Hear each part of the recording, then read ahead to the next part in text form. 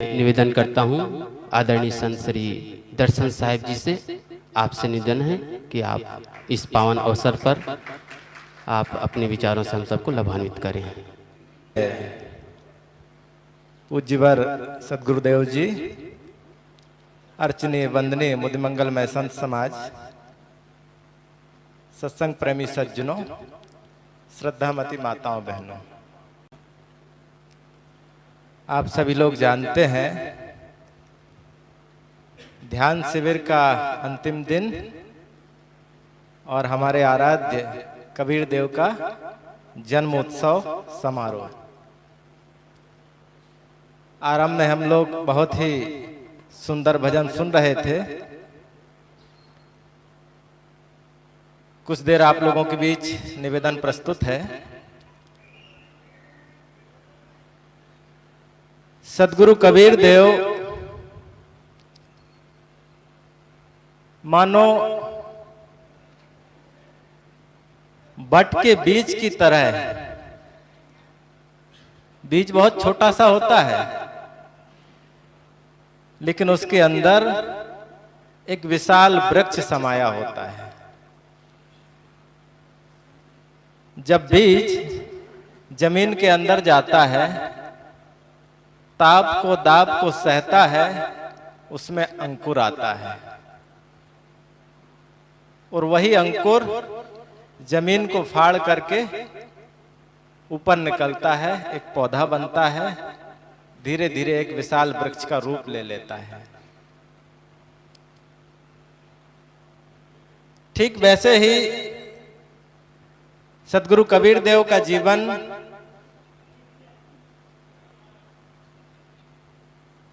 उसको यदि हम गौर से देखें तो ना तो कोई सोशल बैकग्राउंड था, ना कोई फैमिली बैकग्राउंड था। जमीन के तल से नहीं, जमीन के अंदर से वो ऊपर उठे। आपने पद सुना, किस आंचल में जन्म लिए तुम पता कोई नहीं पाया। वो कहां पैदा हुए स्पष्ट कुछ पता नहीं लगता है, लेकिन उन्होंने जीकर के ये सिद्ध कर दिया कि मात्र पैदा होने से कोई महान नहीं होता है, या ऊंचे कुल में पैदा होने से कोई महान नहीं होता है, या बड़ी बड़ी डिग्री हासिल कर लेने से कोई महान नहीं बन जाता है, और समाज में ऊंचा स्तर हो उससे कोई महान नहीं बन जाता है। उन्होंने जो कहा मानुष तेरा गुण बड़ा, वो करके दिखाया, जी करके दिखाया। साहब जिस जमाने में थे उस समय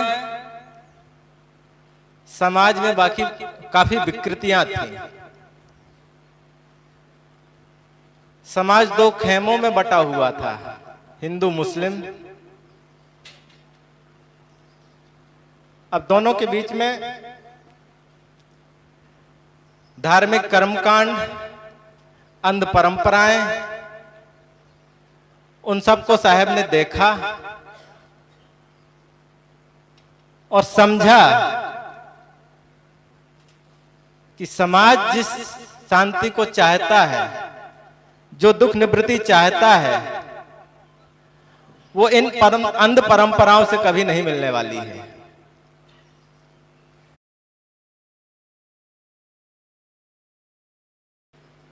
आज सोशल मीडिया का जमाना है। आप थोड़ी सी कोई बाइट कर देते हैं, छोटी सी, आपको घेर लिया जाता है। आप कल्पना करें यदि आज कबीर साहब होते तो हजारों मुकदमे उनके ऊपर चल रहे होते। क्यों? क्योंकि परंपरा के नाम से जो चल रहा है उसके साहब खिलाफ है। सांच झूठ जैसा का तैसा कहना तुमने जाने।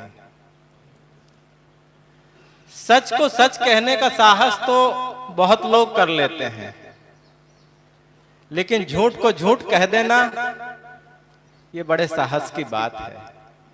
वो साहेब साहब ने कर दिखाया। चाहे सामाजिक क्षेत्र हो, चाहे धर्म क्षेत्र हो, चाहे अध्यात्म हो या जीवन व्यवहार हो, साहब का जीवन किसी क्षेत्र से अछूता नहीं है।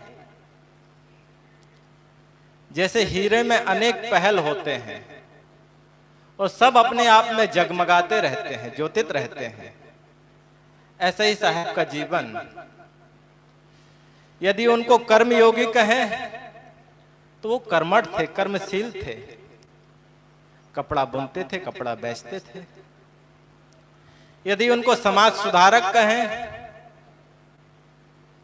तो समाज को उन्होंने जो धोया है, जो उज्जवल किया है, समाज के एक सुंदर स्वरूप की जो उन्होंने कल्पना की और व्याख्या की, वो आज हमारे देश का कानून है। जो उनकी प्यास थी, जो उनकी मांग थी, जो उनकी क्रांति थी, आज वो न्याय के रूप में समाज को मिल रही है। धर्म को यदि लें तो धर्म के नाम से जो बंटवारा हो रखा था, आपस में जो उलझने थी, मतभेद थे, मनभेद थे, संप्रदायवाद था, साहब ने उस पर कुठाराघात किया। धर्म जीना सिखाता है, धर्म जीने की शिक्षा देता है। धर्म लड़ने की जगह नहीं है, धर्म को अखाड़ा न समझे कोई। साहब ने संप्रदाय विशेष को ऊपर नहीं रखा, मनुष्य को ऊपर रखा। मनुष्य श्रेष्ठ है, सारे धर्म सारे संप्रदाय मनुष्य के लिए है। साहब ने मनुष्य की विशेषता को ऊपर रखा। मनुष्य बनो, कोई हिंदू है, मुस्लिम है, सिख है, ईसाई है, जैन है, बौद्ध है, ये रास्ते अलग अलग हो सकते हैं। सभी के मन, विचार, समझ, इसमें एकता संभव नहीं है, लेकिन अलग अलग संप्रदाय में, अलग अलग संस्थाओं में कुछ लोग एकत्र होकर के चलते हैं, ये अच्छी बात है। लेकिन वो अच्छा तभी तक रह सकता है जब आपस में प्रेम हो, समन्वय हो, शांति हो, भाईचारा हो।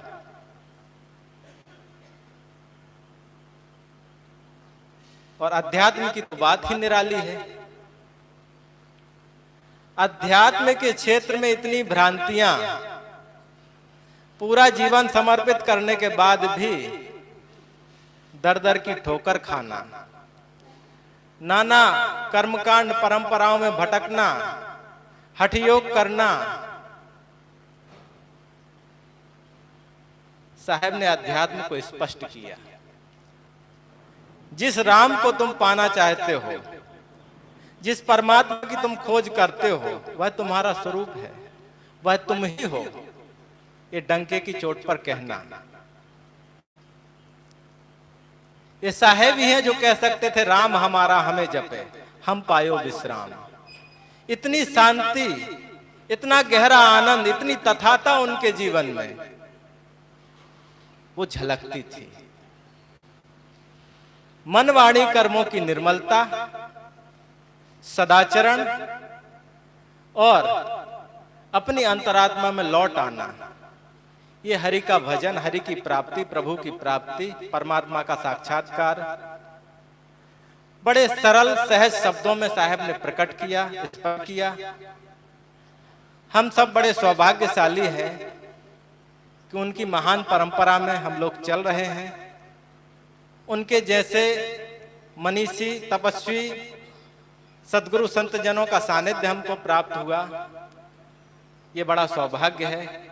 आइए हम सब इस पावन अवसर पर अपने आप को संकल्पित करें कि जैसे जो आनंद सद्गुरु कबीर देव के जीवन में था, जो शांति, जो तथाता उनके जीवन में थी, उसको हम उपलब्ध हों, हम सब भी कबीर बने। इन्हीं शुभकामनाओं के साथ अपनी बातों को यहीं विराम देता हूं। बोलिए सद्गुरु कबीर साहेब की जय।